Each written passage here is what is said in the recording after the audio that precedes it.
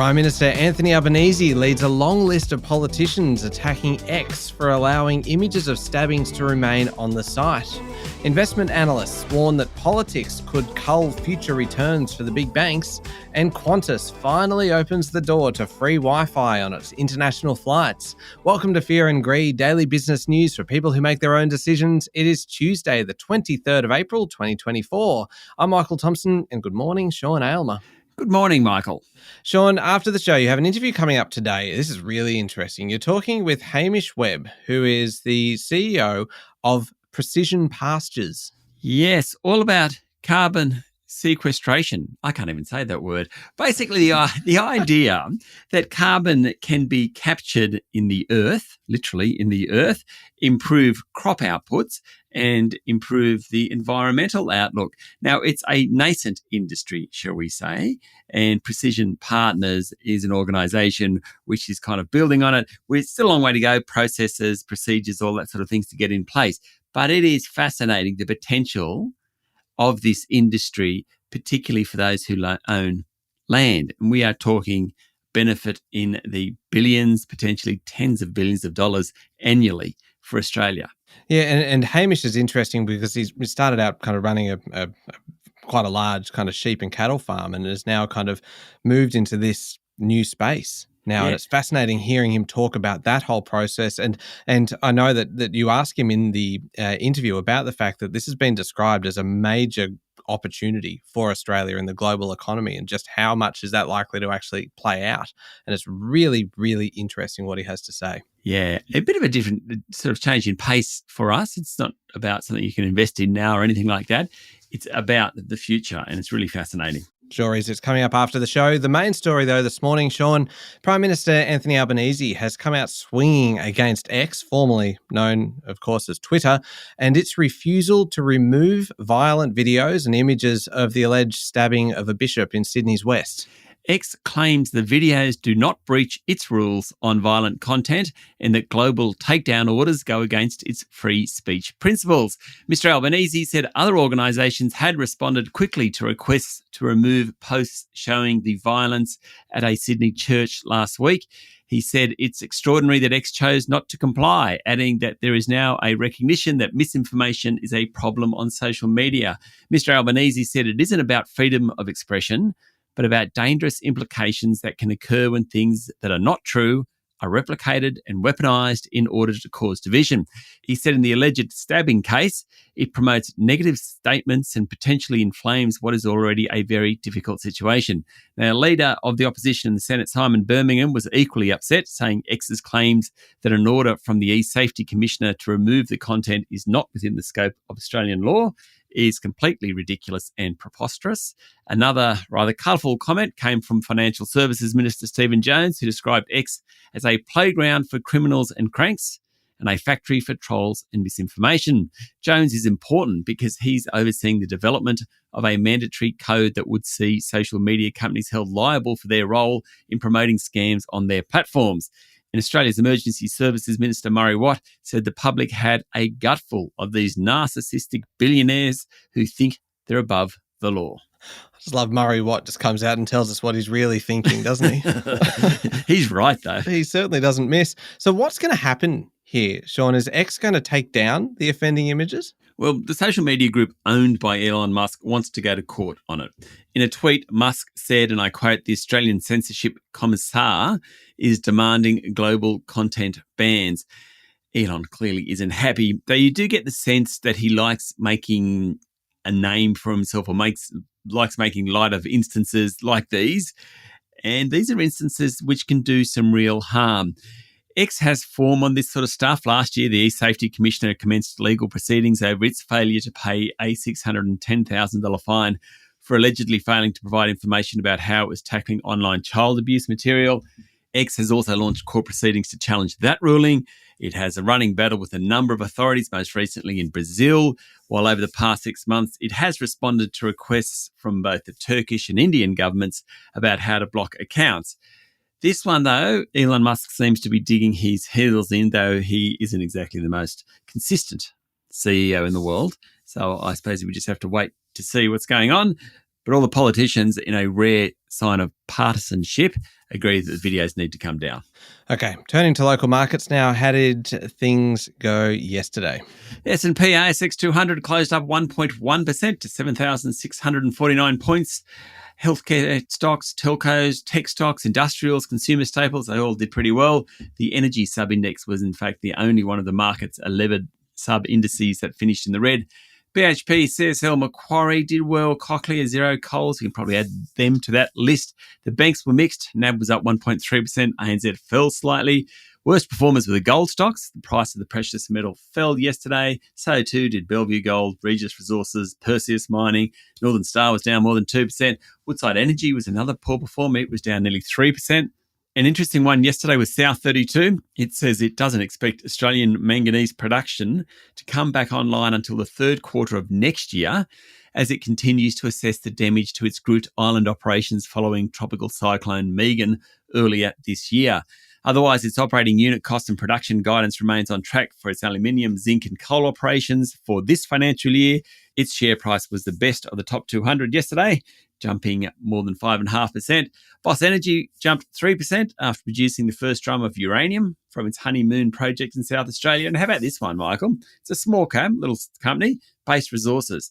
Its share price jumped 119% yesterday after a US-based uranium and critical minerals producer, a crowd called Energy Fuels, made a takeover bid. Wow. Not a bad day for investors then. Oh, well, if you were on Friday, you'd be very happy today. Yeah, indeed. What about international markets? Well, easing tensions in the Middle East has helped some markets. The price of gold has fallen over recent sessions, so it's still up about 15% this year. Oil prices fell yesterday. Remember, they fell about 3.5% last week, so they have fallen a bit in the last 6 sessions or so. One commodity that is hot, pardon the pun, is copper. It surged... You liked it? Hot copper? Oh, did my sigh and groan indicate at all that I enjoyed that, Sean? Your roll of the eyes, I think, gave it away to begin with, and then you couldn't stop yourself. It just went, Oh, God. Copper has surged in recent sessions back close to the highs of 12 months ago. Copper tends to trade less on short-term news, more on what the economic future looks like, and there's confidence that a recovering global economy will lift demand for industrial materials. Good for copper, that. Iron ore is also stronger. It's about $108 a tonne. In currency markets, the Aussie dollar is fetching 64.3 US cents, while one Bitcoin is worth just over 66,000 US dollars. Sean, you've been doing this for a very long time. I have. Obviously, yeah, Yes. decades. Yes. In terms of reporting. Could you ever imagine a day where you were talking about an entirely new currency, an entirely new unit? I'm just listening to you talk about one Bitcoin is worth just over 66,000 US dollars. And here we are just kind of treating it in exactly the same way as we're treating the Aussie dollar, we're treating the iron ore price, we're talking about copper, we're talking about gold. And this is just something that's just come out of nowhere. Yeah, it's true. Like, I'm trying to think. I mean, I suppose there would be commodities that come in and out of favour, but Bitcoin is just part of the vernacular now, isn't it? Absolutely. So true. Yeah. Little observation for you there. Now, Michael, I do have to have a shout out too, but I need to do it at this point of the show, not later in the show, because in all likelihood, if I do it later in the show, it won't be heard. Go on. My mother gave me a ring yesterday. My 93-year-old mum lives in Orange, and she said, Darling, I heard your voice on that thing you do, being the Fear and Greed podcast. Somehow she'd come across it. And she said, Darling, and you're there, Mum. You sound awful. You sound absolutely awful. And I thought there was a joke in this. She goes, no, you've got a beautiful voice. That thing, you sound awful. All right, Mum, tomorrow I'm going to give you a shout out. Now, Mum might not make it through the full 16 or 17 minutes, hence after 4 or 5 minutes, the shout out. Mum, this is my best possible voice. There you go. That is some savage feedback from your mum.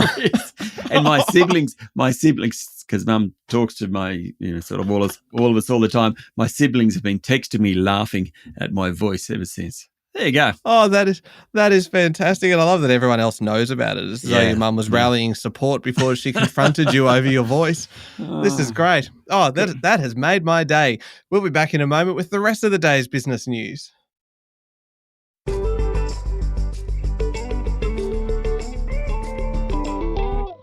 Sean, the latest news poll shows the ALP ahead of the opposition on a two-party preferred vote, and recent announcements around supporting manufacturing and energy projects have the support of the electorate. Voters like the Future Made in Australia policy, but that hasn't really translated to increased popularity, according to News Poll, which appears in The Australian. The poll says both major parties' primary votes have lifted at the expense of the Greens, other minority parties or independents. Mr Albanese's net approval rating of -6 was up 1%, while Mr Dutton's -15 was unchanged. Hard to have an approval. I suppose it's the net approval rating of minus something. But anyway, maybe that's what happens when you're a politician. Mr Albanese is 13 points ahead of Mr Dutton in the head-to-head contest over which leader would make a better Prime Minister. A separate Resolve poll for the Sydney Morning Herald and The Age shows similar numbers in terms of what the electorate's voting intentions are. In terms of hot-button issues, cost of living is top of mind, with 55% of voters saying they'd struggle to pay for a major expense because their finances are stretched thin. And still on politics, the Prime Minister is about to trek the Kokoda Trail with his PNG counterpart. He is. Well, to be honest, he's sort of trekking a little bit of it. He'll be the first sitting PM. Walking PM? in this case, the walking PM, yes. Yeah, I like that. He'll be the first walking PM to trek the Kokoda. Mr Albanese's trip over the next few days will see him camp in key locations where Australian soldiers fought in close combat with invading Japanese forces during World War II. It will culminate in an Anzac Day service on Thursday morning. Defence Minister Richard Marles will be at Gallipoli. Federal Treasurer Jim Chalmers says claims that the government's Future Made in Australia policy will be inflationary are rubbish. Rubbish. Absolute rubbish. I love the way, the word rubbish, you can't just say rubbish. You've got to go rubbish. You've got to give it some... You got to give it a bit of oomph. You've got to make it really sound like it feels. I'm trying to remember, is it onomatopoeia, the term used when a word sounds like its meaning? Like its meaning, yes. Yep. Crash. Yep. Yeah, so rubbish is one of those. Anyway, Dr. Chalmers said critics are assuming all the investment in the scheme announced last week occurs at the front end, meaning the first year or so, but that's not correct. Speaking 3 weeks before the federal budget's released, Dr. Chalmers said the government is still aiming for a second budget surplus in a row. Just the fact that he's come and said that out loud means they'll probably get there. He said hopefully that will suppress inflation, but economic policy is refocusing on growth amid signs of a flattening economy. The Treasurer has been at pains in recent days to say that inflation and the events in the Middle East will dampen economic growth globally, and that'll make it tougher for the Australian budget. Now, I mentioned this one at the top of the show. Investors have been warned that angry politicians are a risk to returns from the big four banks, providing another reason why investment bank analysts are cool on the stocks. Yeah, so the big banks have really done particularly well over the past 6 months, notwithstanding a bit of a sell-off last week. The Commonwealth Bank is up 15% over the half year. Number 2 bank by market capitalisation is National Australia Bank. It's up 17%. Number 3, Westpac's up 23%, while ANZ has risen 12%. In the case of Commonwealth Bank, it has pushed its valuation to a record high, while the other 3 are trading at multi-year highs. The consensus among bank analysts is that they're too high, and a bunch of them have put a sell recommendation on the stocks. Citi's Brendan Sprouls says prices are too high and competitive pressures are intense. He warns that with rate cuts coming later this year or early next year, politicians will start pushing the banks to pass through more than the official reductions, putting pressure on earnings. He kind of likened it to the pressure on the supermarkets at the moment. They're appearing before a Senate committee saying, are you being fair on customers? His suggestion, according to the Financial Review, is that the bank CEOs will come under the same pressures and that might force them to reduce margins. He actually has a sell recommendation on all big four banks. Macquarie analysts have an underweight on all big four banks, as do other investment experts. Now, Westpac and ANZ all report their half-year earnings next week. Not buying the banks when you're investing in the Australian share market is actually really hard because they are 4 of the 10 biggest stocks. And so to take out 4 of the 10 biggest stocks is a bit of a challenge. Anyway, the idea is that they're a bunch of investment analysts think they're overvalued. Very good point. To remind everyone that we are not an investing podcast. And we are definitely not. always seek professional advice before making investment decisions. Sean, keen to hear your thoughts on this one. Qantas is breaking through one of the final frontiers of the national carrier's proposition. It's soon going to offer free Wi-Fi on international flights. Yes, the airline says it will extend its fast and free Wi-Fi, which it launched domestically in 2016, to international flights from the end of this year, according to The Australian. Passengers on routes to Asia will be the first to experience an internet connection, followed by Trans-Tasman and Pacific flights before it's offered on trips to Europe towards the latter half of 2026. Qantas has struck a partnership with global broadband services provider Viasat, which has made fast and free Wi-Fi feasible on all routes, even places like South Africa, because when you fly south towards Antarctica, internet is typically unavailable. Well, Viasat does allow it. It relies on something called a geostationary orbit network of satellites, which orbit the Earth at the same rate as the globe rotates.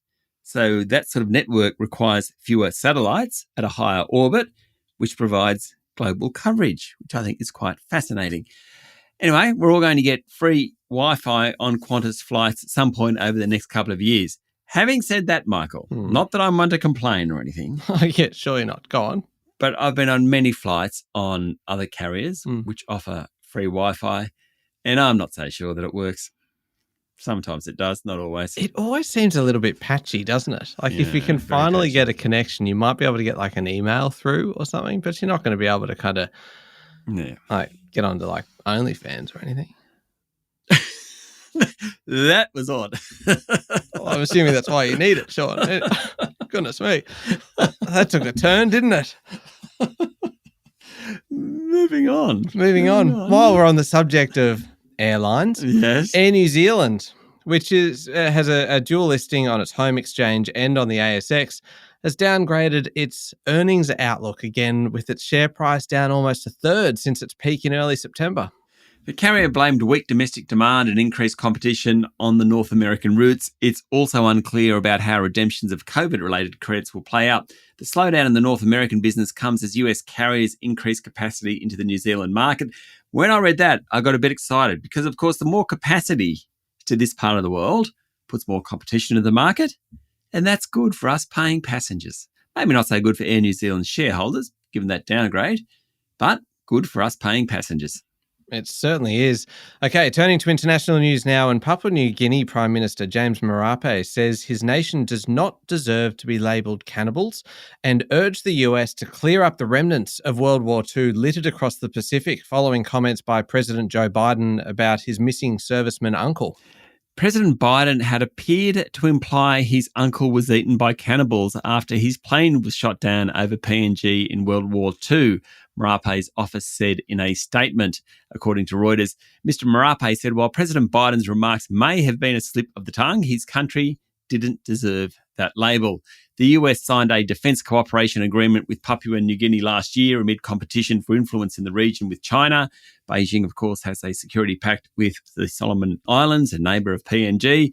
China's Foreign Minister Wang Yi met with Mr. Marape in Port Moresby over the weekend. As I mentioned earlier, Prime Minister Anthony Albanese is heading to PNG in the next couple of days. Anyway, he took offence at a comment from Joe Biden. And finally, Sean, the Indian election, which started last Friday and continues until the 1st of June, has been hit with an outbreak of AI-generated fake videos using Bollywood stars to campaign against incumbent Narendra Modi.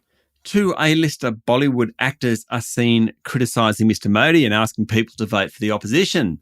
One 30-second video shows actor Amir Khan and another 41-second clip of Ranveer Singh say Mr. Modi failed to keep campaign promises and failed to address critical economic issues during his 2 terms as Prime Minister. Now, the 2 videos have been viewed on social media more than 500,000 times and highlight a real problem for elections globally. They demonstrate the potential threat of AI.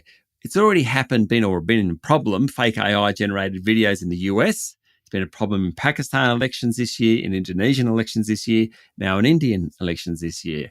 Let's hope that we can somehow contain them. All right, up next is the Fear and Greed Daily interview. Hamish Webb, the CEO of Precision Pastures, is your guest. All about how we can take carbon out of the air, help soil or enrich soil, which allows crops and pastures and things like that to improve and reduces overall CO2 levels. Really interesting chat because carbon sequestration is what it's all about. A huge potential for Australia. And I must say, I get a 101 on it because I knew nothing about it going into the interview, but I certainly found out plenty from Hamish. Yeah, you do learn a lot. And my favourite part is hearing you try to say the word sequestration multiple times. Many times. It's quite entertaining. It is up next in the Fear and Greed playlist on your podcast platform or at fearandgreed.com.au. Thank you, Sean. Thank you, Michael.